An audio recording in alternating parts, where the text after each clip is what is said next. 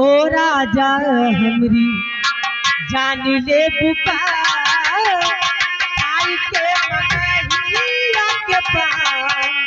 ओ राजा हमरी जान ले पुकार आई के मनहिया के पार। ओ राजा हमरी जान ले पुकार।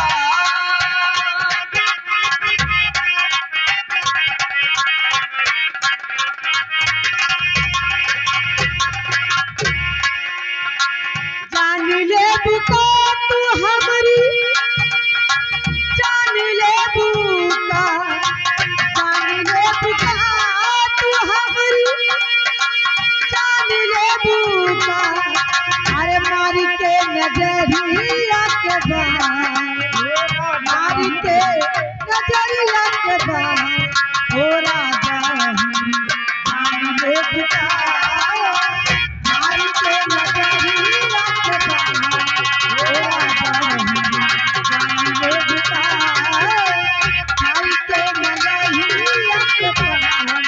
ओ राजा हमरी जान ले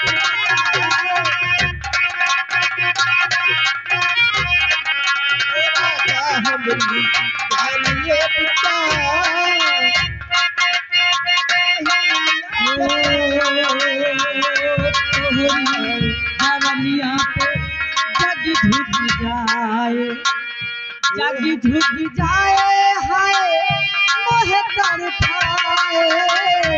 तोहरी जवनिया पे जग झुक जाए जग झुक जाए हाय मोहे तर खाए।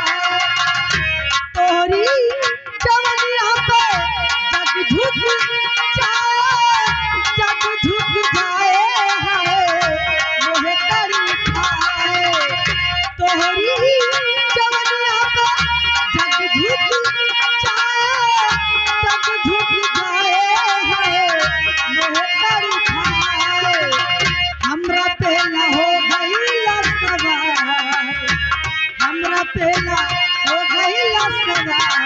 ओ राजा हमरी जान ले पुकार हमरा पे ना हो गईला सवार। ओ राजा हमरी जान ले पुकार तू हमरी ओ जान ले पुकार जान ले पुकार तू हमरी जान ले पुकार। अरे मारी के नजरिया के बाहर। ओ राजा हमरी जान ले पुकार।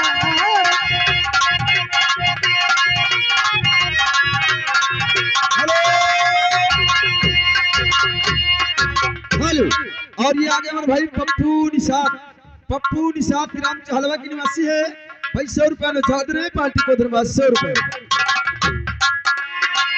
मारी के बगाइया के पार। ओ राजा हमरी जान ले पुकार मारी के बगाइया के पार। ओ राजा हमरी